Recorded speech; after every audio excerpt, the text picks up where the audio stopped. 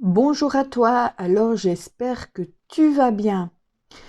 Si tu as une relation à l'argent qui est assez difficile et que ça t'empêche de passer à l'action pour créer ton activité, créer l'activité qui t'inspire, eh bien je t'invite à rester avec moi parce que je te parle de tout ça juste après ça.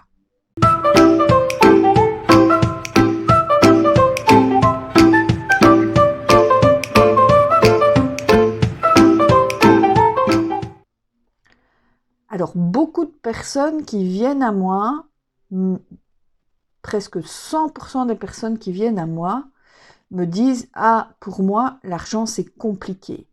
Et c'est une question vraiment importante que j'aborde toujours avec les personnes que j'accompagne, parce que tu comprendras que si tu n'arrives pas à apaiser ta relation à l'argent, eh bien c'est compliqué en fait de prendre du plaisir dans ton activité au quotidien pour développer comme tu le voudrais l'activité qui t'inspire et de cette manière-là atteindre la vie idéale pour toi.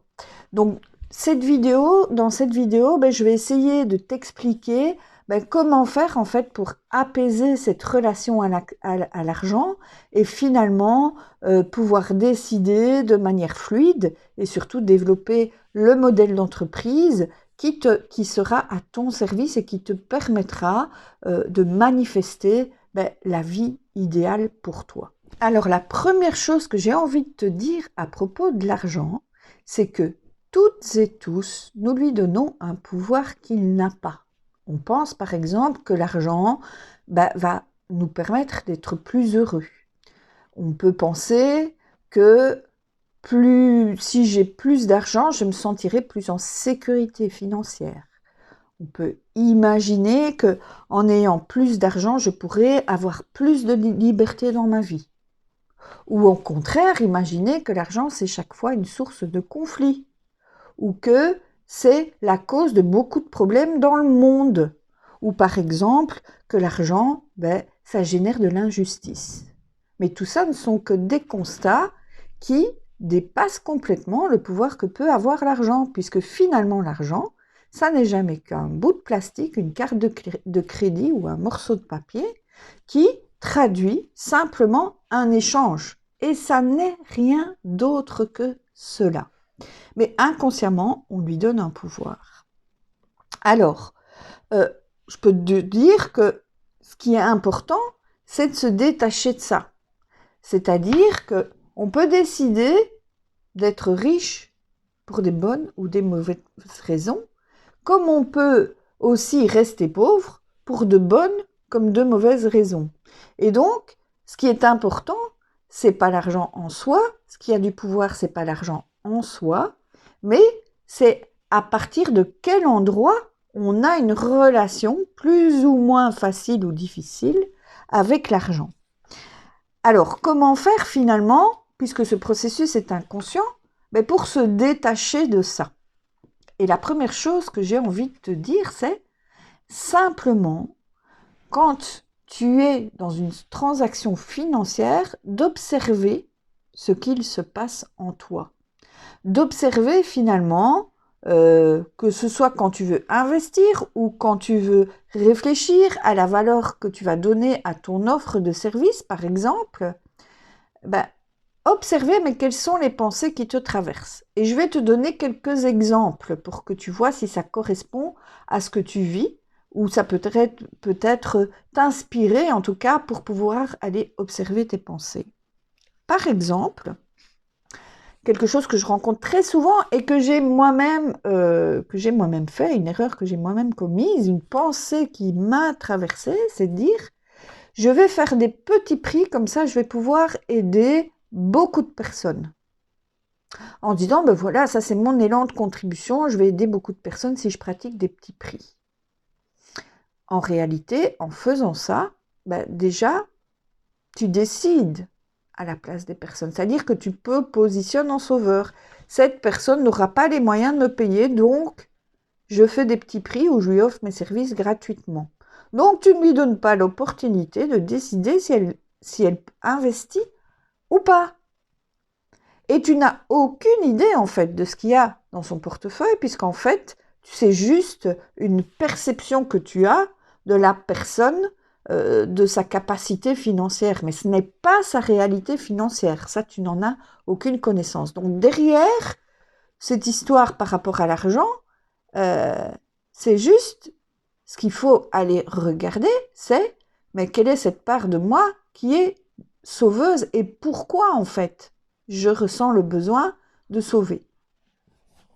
Une autre phrase, une autre pensée qui est assez courante, c'est je n'ai pas envie de prendre de l'argent aux gens, je n'ai pas envie de voler mes clients. En réalité, toi comme moi, à moins d'avoir été vraiment victime d'une énorme escroquerie, personne n'a le pouvoir d'aller chercher de l'argent dans ton portefeuille sans ton consentement, ni moi d'ailleurs. C'est pas ça qui se joue là. C'est absolument pas ça qui se joue. Ce qui se joue là derrière, parce que finalement, une transaction financière, c'est une transaction consentie entre adultes. Donc, qu'est-ce qu'il y a derrière? J'ai peur d'aller voler les gens. Il y a sans doute quelque chose qui est lié à la valeur que toi, tu donnes au service que tu offres. Donc, de nouveau, ce n'est pas une question d'argent, mais c'est plutôt une question de quelle est la valeur que toi, tu donnes à ce que tu as à offrir. Et c'est sans doute ça qu'il faut aller observer, qu'il faut aller travailler. Tu vois? Alors, une petite dernière, et celle-là aussi, elle est très très courante. Moi aussi, j'y ai été confrontée et je suis toujours vigilante par rapport à ça. C'est je veux rester éthique. Je ne veux pas être un vendeur de tapis. Je ne veux pas être un vendeur à l'arrache qui va aller mettre mon pied dans la porte et aller pousser la personne à dépenser son argent par de la manipulation. Et j'ai envie de dire, c'est vrai que ça existe. Il y a des personnes qui, sans aucun scrupule, vont aller peut-être manipuler d'autres personnes pour leur soutirer de l'argent. Mais ce que tu dois te dire, c'est que si tu t'empêches de vendre à la juste valeur ce que tu as à offrir, par peur de ne pas être éthique, eh bien, en fait, toutes les personnes que tu n'auras pas pu accompagner, aider de manière éthique, ils auront trouvé un moyen de répondre à leurs problèmes et ils risquent de cette manière-là de tomber sur des gens qui ne seront pas éthiques dans leur vente et qui vont en profiter. Donc, quelque part, si tu t'empêches de vendre parce que tu as peur de ne pas être éthique, tu laisses toute la place aux personnes qui n'ont aucun scrupule et qui, elles, ne sont pas éthiques, d'aller remplir ton marché. Alors, comment faire maintenant? Une fois que tu as observé tes pensées, que tu vois ces petites pensées qui te traversent, etc., c'est pas pour autant que ça va te mettre plus de facilité dans ta relation à l'argent, dans ta facilité à fixer ton prix ou ta facilité à investir. Comment faire? L'idée, c'est d'aller mettre de la détente dans tout ça. Pourquoi? Pour simplement décider à partir du bon endroit. Donc l'idée, c'est quand tu es confronté peut-être à un moment où tu dois investir et tu as peur de manquer d'argent, tu as peur d'être légitime, tu as peur de dire ok, je vais investir là-dedans, mais est-ce que je en serai capable, etc. Ou quand tu veux fixer tes prix ou que tu veux proposer tes prix à un client et que tu as tellement peur que ce client te dise non, te rejette, etc. Eh bien, c'est juste de respirer là-dedans, poser les choses et mettre de la détente. Parce que la peur, elle est toujours basée sur quelque chose qu'on projette. J'ai peur que si. Mais ici et maintenant, il n'y a pas de problème. Tu ne manques de rien. Tu es en parfaite sécurité. Et l'idée, c'est d'arriver, de retourner dans cet espace-là pour décider à partir du bon endroit, c'est-à-dire décider à partir du cœur et pas décider à partir de la peur. Parce que tu sais comme moi que plus puissant que la peur, il y a la peur d'avoir peur. Donc ça, c'est un cercle vicieux qui va te laisser, qui va faire en sorte que tu vas rester coincé dans cette relation difficile à l'argent, qui va te bloquer et t'empêcher de te développer. Donc reviens ici maintenant, là où tu es en parfaite sécurité financière. Alors comment faire? Parce que c'est vrai que ça peut paraître conceptuel de dire reviens ici maintenant et respire dedans. On entend beaucoup ça. Et je vais t'illustrer ça avec un exemple en fait, pour que tu puisses te rendre compte en fait de l'exercice intérieur qui est important. Je vais te donner juste une petite anecdote. J'étais avec des amis à la mer, sur l'île de Porquerolles, et on décide de faire du snorkeling. Donc le snorkeling, c'est juste, tu vois, nager avec un tuba et des lunettes pour observer les fonds marins, parce que les fonds marins sont très beaux. Il faut savoir que moi, j'ai assez bien peur de l'eau, donc j'étais d'accord de faire du snorkeling, mais à un endroit où j'avais toujours pied. Sauf que, prise parce que je pouvais observer dans le fond marin, que je trouvais magnifique, etc., j'ai commencé à m'aventurer sans vraiment me rendre compte que petit à petit, je m'aventurais au milieu de la mer à un endroit où c'était un fond abyssal. Et au moment où je me rends compte de ce fond abyssal-là, panique. Donc panique, je m'agite, je bois de l'eau, je respire plus correctement, etc. Et petit à petit, j'étais réellement occupée à me noyer. Et donc, cette agitation, plus je m'agitais, moins bien je respirais et plus je voyais que je coulais au fond. Comment j'ai fait pour m'en sortir? Ce que j'ai fait pour m'en sortir, c'est de te dire, ok, calme-toi, arrête de t'agiter et laisse-toi porter par les flots. Tu sais nager et tu pourras de cette manière-là atteindre le bord et respire. Respire et cadence tes mouvements de nage sur ta respiration calmement pour revenir au bord. Et de cette manière-là, je suis revenue sur la plage. Je t'avoue que je n'ai plus jamais fait de snorkeling par après parce que j'ai quand même eu la peur de ma vie, mais c'était juste pour te montrer la différence entre l'agitation et réellement agir. Donc l'agitation, c'est quand je suis dans ma peur du fond abyssal, plus j'agis, plus je bouge, plus je coule en fait dans le fond. Et le fait d'agir, c'est retrouver cet espace où tu es en pleine puissance et que tu peux refaire fonctionner correctement ton cerveau pour poser les actions qui sont justes en sachant que tu as les capacités de le faire. Voilà, donc ça c'est un peu pour t'illustrer cette idée de décider à partir du cœur, donc être dans agir, et pas à partir de la peur, c'est-à-dire être dans l'agitation. Parce que toutes les décisions que nous prenons dans l'agitation ne sont pas les bonnes décisions. Alors,